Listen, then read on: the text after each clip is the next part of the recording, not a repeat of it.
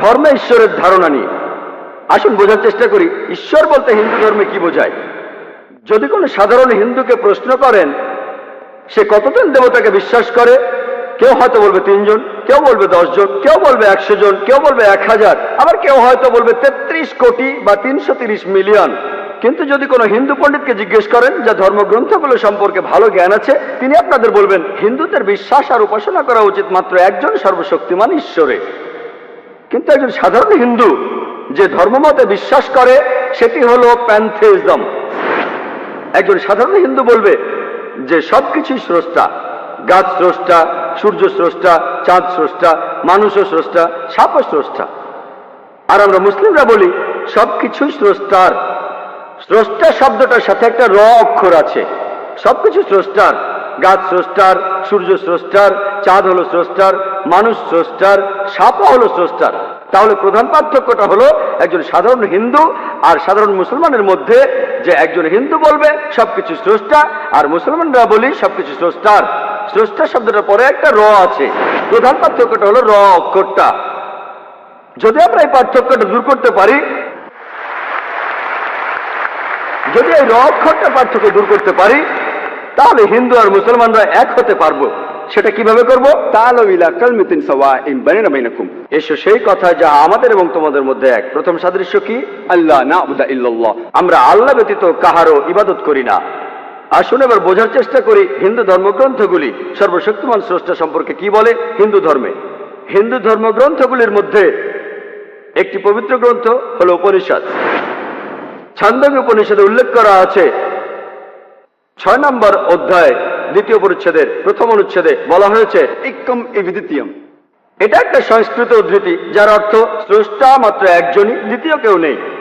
এটার উল্লেখ আছে শ্বেতাসূত্র উপনিষদে 6 নম্বর অধ্যায়ের 9 অনুচ্ছেদে। না চাসে কসিজ জনিতা না চদিপা। তার কোনো প্রভু নেই, তার কোনো মালিক নেই।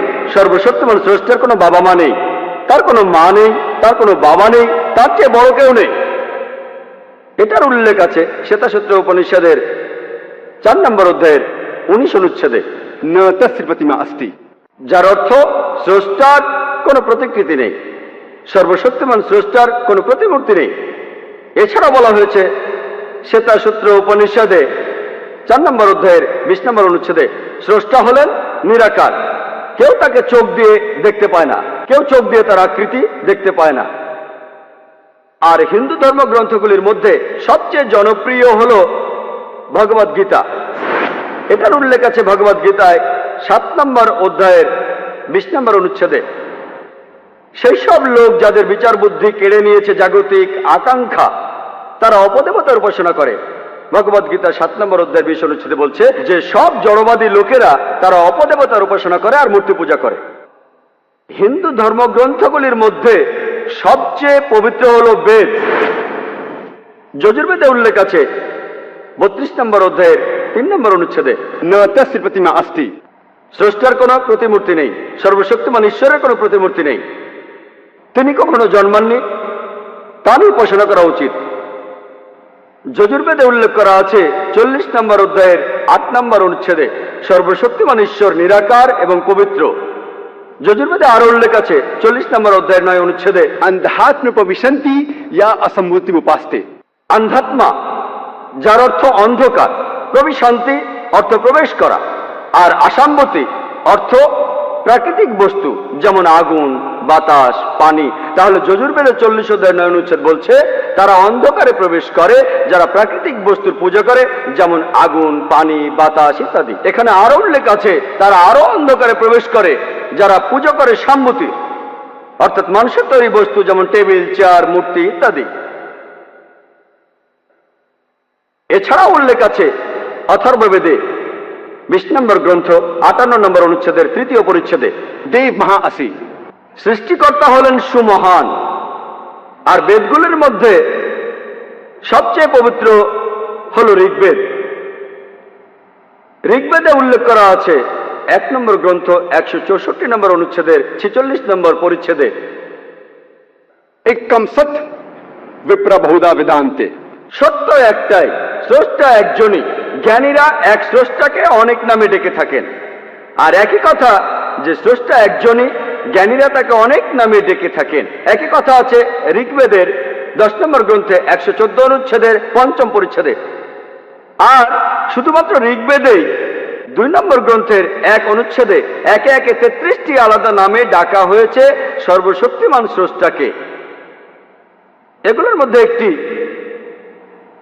উল্লেখ আছে ঋগ্বেদের 2 নম্বর গ্রন্থ 1 অনুচ্ছেদের 2য় পরিচ্ছেদে, সেটা হলো ব্রহ্মা। ব্রহ্মা শব্দটার অর্থ সৃষ্টিকর্তা। শব্দটার যদি আরবি করেন অর্থ দাঁড়ায় খালিক।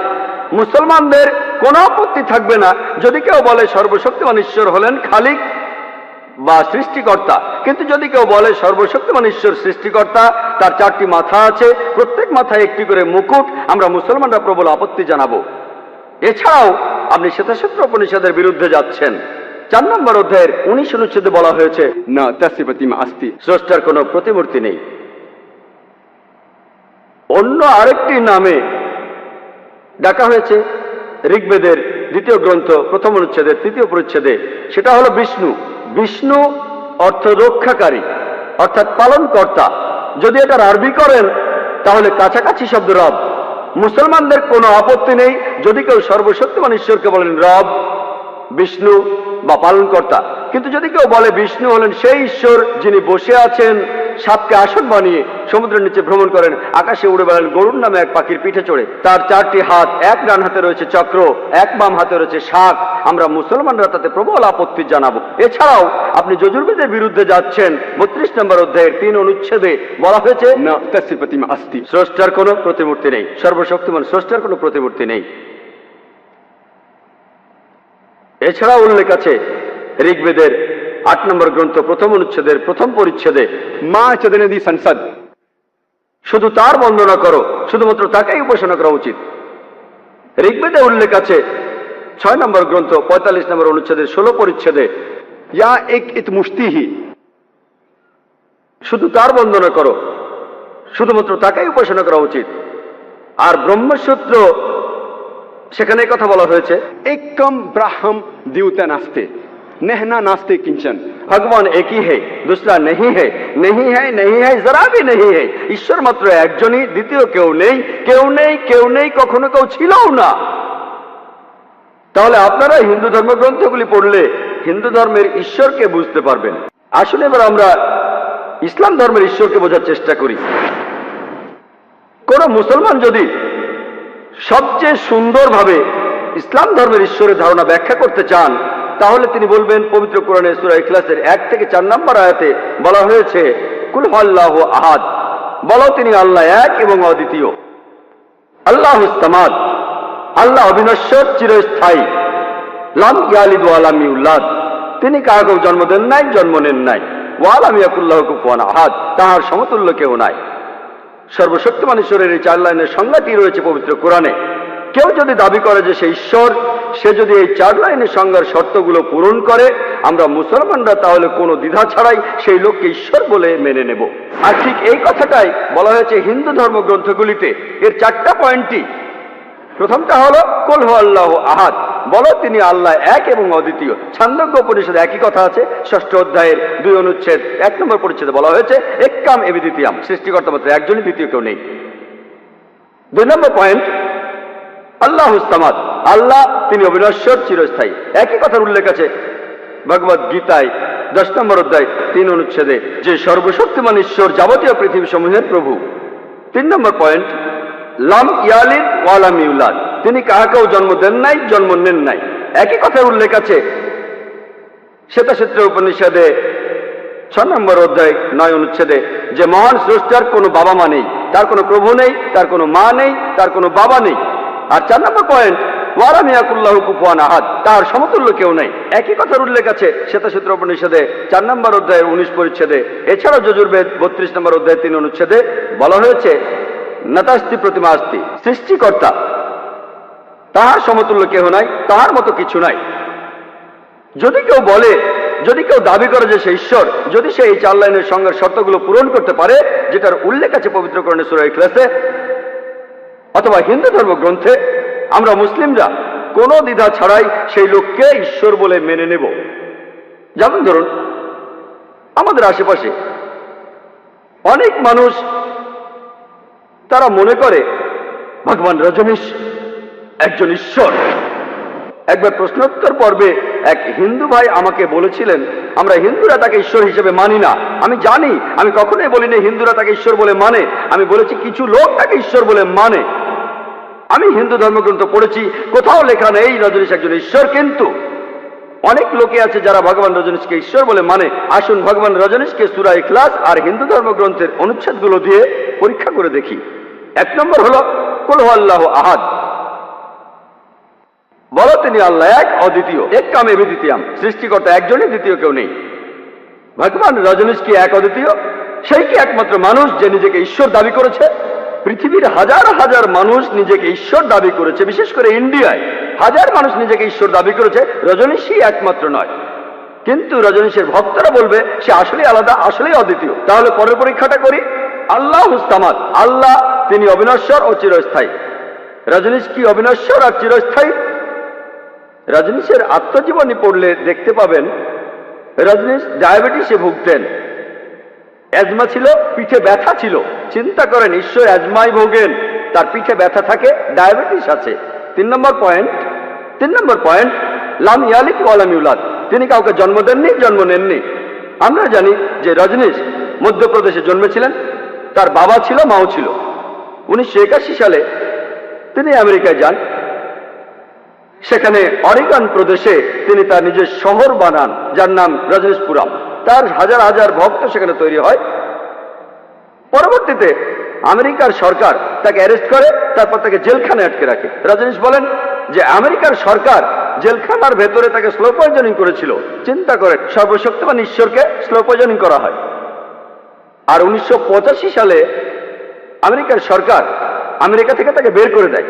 রজনীশ ইন্ডিয়ায় ফিরে আসেন। তারপর তিনি পুনা শহরে তার নিজের আশ্রম বানান, যেটাকে বর্তমানে বলা হয় দি ওশো কমিউন। আর আপনি যদি ওশো কমিউনে যান, তার সমাধিস্তম্ভের উপর লেখা আছে ভগবান রজনীশ, ওশো রজনীশ কখনো জন্মাননি, কখনো মরেননি, তবে পৃথিবীতে ভ্রমণ করেছেন 11 ডিসেম্বর 1931 সাল থেকে 19 জানুয়ারি 1990 সাল পর্যন্ত। কখনো জন্মাননি, কখনো মরেননি, তবে পৃথিবী ভ্রমণ করেছেন 11 ডিসেম্বর 1931 সাল থেকে 19 জানুয়ারি 1990 সাল পর্যন্ত।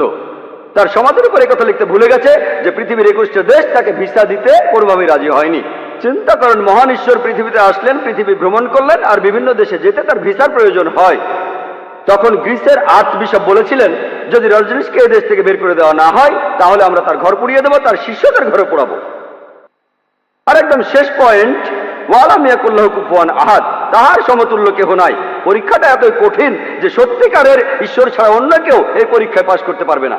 যখনই ঈশ্বরকে পৃথিবীর কোনো কিছুর সাথে তুলনা করবেন, সেটা হলো ঈশ্বর নয়। আমরা জানি যে রজনীশের সাদা দাড়ি ছিল, তার 2টো চোখ, একটা নাক, একটা মাথা, 2টো হাত, অন্য সব মানুষের মতোই। যখন ঈশ্বরকে পৃথিবীর কোনো কিছুর সাথে তুলনা করবেন, সেটা হলো ঈশ্বর নয়। ওয়ালাম ইয়াকুল্লাহু কুফুয়ান আহাদ। যেমন ধরেন, যদি কেউ বলে সর্বশক্তিমান ঈশ্বর তিনি 1000 গুণ বেশি শক্তিশালী আর্নল্ড শোয়ার্জনেগারের চেয়ে, আপনারা হয়তো তার নাম শুনে থাকবেন। তার এক সময় টাইটেল ছিল মিস্টার ইউনিভার্স, পৃথিবীর সবচেয়ে শক্তিশালী মানুষ। যদি কেউ বলে সর্বশক্তিমান স্রষ্টা শোয়ার্জনেগারের চেয়ে 1000 গুণ শক্তিশালী, যখন ঈশ্বরকে কারোর সাথে তুলনা করবেন, হোক সেটা 1000 গুণ বা লক্ষ গুণ, হোক সেটা আর্নল্ড শোয়ার্জনেগার, দারার সিং বা কিং কং, যখন ঈশ্বরকে আপনি কোনো কিছুর সাথে তুলনা করবেন, সে তাহলে ঈশ্বর নয়। ওয়ালাম ইয়াকুল্লাহু কুফুয়ান আহাদ, তাহার সমতুল্য কেহ নাই। এটা হলো সর্বশক্তিমান ঈশ্বরের 4 লাইনের সংজ্ঞা। এটাই বলা আছে পবিত্র কোরআনে, যেটাকে আমরা বলি ধর্মবিশ্বাসের কষ্টি পাথর। তাহলে সব দেবতা যাদেরকে বিভিন্ন মানুষ উপাসনা করে, তাদেরকে সূরা ইখলাসের পরীক্ষায় ফেলুন। যদি সেই দেবতা সূরা ইখলাসের পরীক্ষায় পাশ করে, হিন্দু ধর্মগ্রন্থের সাথে মিলে যায়, তাহলে সে আসলে ঈশ্বর। আর ফেল করলে সে সত্যিকার ঈশ্বর নয়। আর আল্লাহ সুবহানাহু ওয়া তাআলা কোরআনে বলেছেন, সূরা ইসরার 110 নম্বর আয়াতে উল্লেখ করা আছে, আল্লাহ বলছেন, ওয়ালিদুল্লাহ আবিদুর রহমান আইয়ামা তাদু ফালাল আসমাউল হুসনা, তোমরা আল্লাহর নামে আহ্বান করো অথবা রহমান, যে নামে আহ্বান করো না কেন, সকল সুন্দর নাম সেগুলি তো তাহারই। আপনি আল্লাহ সুবহানাহু ওয়া তাআলাকে যে কোনো নামে ডাকতে পারেন, তবে নামটা হবে সঠিক নাম, এটা হবে সুন্দর নাম, এতে করে আমাদের মনে কোনো ছবি ভাসবে না।